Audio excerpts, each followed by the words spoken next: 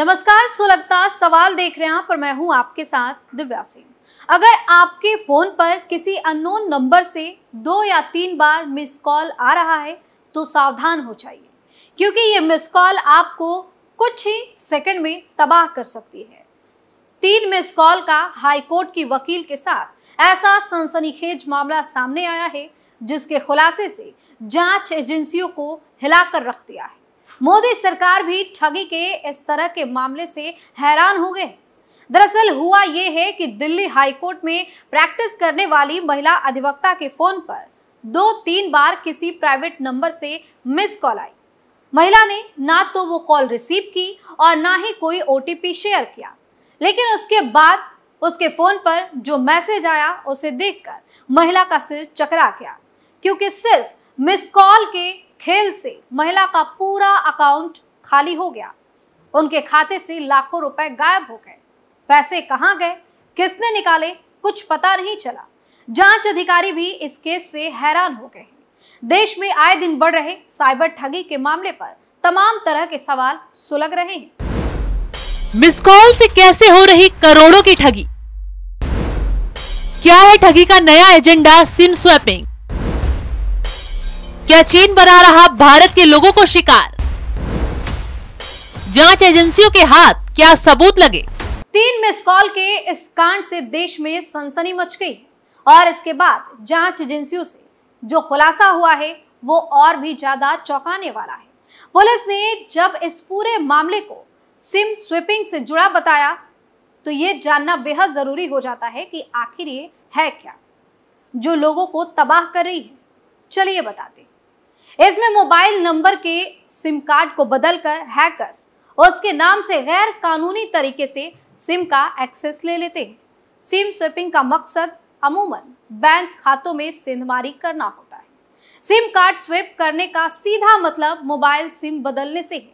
अगर बिना आपकी जानकारी के आपका सिम बदला जा रहा है तो आपके साथ धोखा हो सकता है। सिम स्वैप फ्रॉड में धोखेबाज आपके मोबाइल नंबर पर एक नया सिम निकलवा लेते हैं।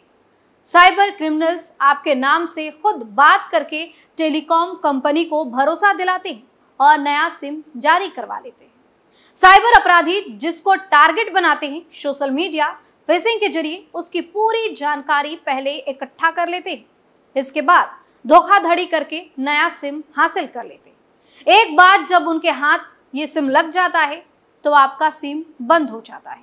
सारे ओटीपी, एसएमएस तक धोखेबाजों के पास पहुंचने लगती है। इस तरह ये लोग ठगी को अंजाम देते हैं। यही हाईकोर्ट के वकील वाले केस में भी हुआ है। हालांकि वकील ने तुरंत पुलिस में मामले की शिकायत दर्ज करा दी, लेकिन साइबर ठगी में आरोपियों को पकड़ना इतना भी आसान नहीं होता। पुलिस फिलहाल मामले की तेजी से जांच कर रही है। एक बड़ा खुलासा होने की उम्मीद भी जताई जा रही है। वहीं महिला वकील ने अपनी शिकायत में यह भी खुलासा किया है कि उसे स्कैम के बाद एक व्यक्ति का फोन आया जिसने खुद को IFSO अधिकारी बताया और उसका बैंक स्टेटमेंट मांगा, लेकिन महिला ने उस शख्स को अपनी कोई डिटेल साझा नहीं की। इसी के साथ महिला ने खुलासा किया कि जब उसके पास एक मोबाइल नंबर से 3 मिस्ड कॉल आई तो बाद में उसने उस व्यक्ति को दूसरे नंबर से कॉल किया, लेकिन बताया गया कि ये एक कुरियर डिलीवरी कॉल थी। महिला अधिवक्ता ने केवल ये सोचकर कि उस व्यक्ति को अपने घर का पता बता दिया कि उसके जरिए दोस्त से कुछ सामान भेजा गया होगा। हालांकि महिला को पैकेट मिले भी, लेकिन चंद मिनटों में बैंक से 2 ट्रांजैक्शन का मैसेज आ गया, जिसे देखते ही महिला वकील की हालत खराब हो गई, क्योंकि सीधे सीधे उनके बैंक अकाउंट से लाखों रुपए उड़ चुके थे। जांच में ये पता चला कि महिला के पास UPI रजिस्ट्रेशन का मैसेज आया था। इसके अलावा उनके मोबाइल पर कुछ हैकिंग के लिंक भी आए थे।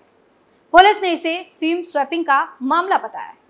लेकिन सवाल ये उठ रहा है कि भारत में साइबर ठगी के लिए नए नए एजेंडे अपनाए जा रहे हैं। कोई OTP के जरिए आम से लेकर खास लोगों तक को लूट रहा है। बड़े बड़े नेताओं, सेलिब्रिटियों का खजाना खाली कर रहा है, तो कई ईमेल के जरिए खेल खेल रहे हैं। ये सब खेल चीन में बैठे चालाक साइबर ठगों के जरिए खेला जा रहा है। इसे लेकर मोदी सरकार भी अलर्ट हो गई है।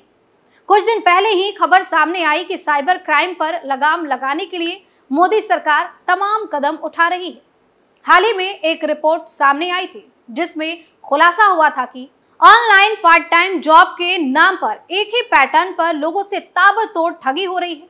पुलिस की जांच में सामने आया कि इन ठगी की घटनाओं को अंजाम चाइना, वियतनाम और नाइजीरिया में बैठे साइबर अपराधी दे रहे हैं। अकेले नोएडा ग्रेनो में घर बैठे कमाई के नाम पर हो रहे ठगी के 100 से ज्यादा केस दर्ज हो चुके हैं।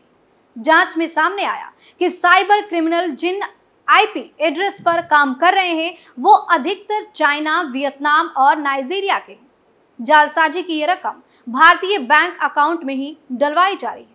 ये बैंक अकाउंट दक्षिण भारत, हरियाणा, उत्तर पूर्व के राज्यों के मजदूरों, रिक्शा चालकों के नाम पर खुलवाए गए।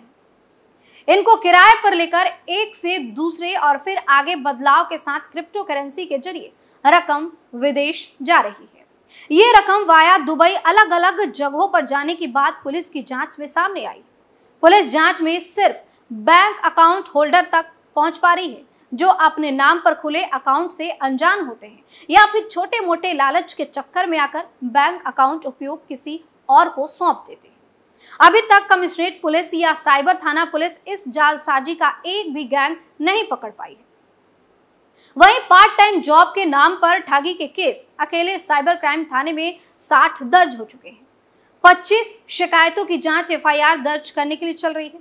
20 से ज्यादा केस जिनमें धोखाधड़ी की रकम छोटी छोटी रही है वो अलग अलग थानों में पहुंच गए हैं। इसमें से कुछ एफआईआर थाने स्तर पर ही दर्ज हुए हैं। वैसे तो जालसाज हर तबके के लोगों को निशाना बना रहे हैं, लेकिन ठगी की घटनाओं की पड़ताल से ये सामने आ रहा है कि पीड़ित में महिलाएं और आईटी कर्मियों की संख्या सबसे ज्यादा है। केस की जांच कर रहे साइबर एक्सपर्ट पुलिसकर्मियों का कहना है कि इसके पीछे कोई खास कारण नहीं है। आने वाले मैसेज को जो गंभीरता से लेकर फॉलो करते हैं वो फंस जाते हैं। बहुत से लोग जागरूकता की वजह से बच भी जा रहे हैं।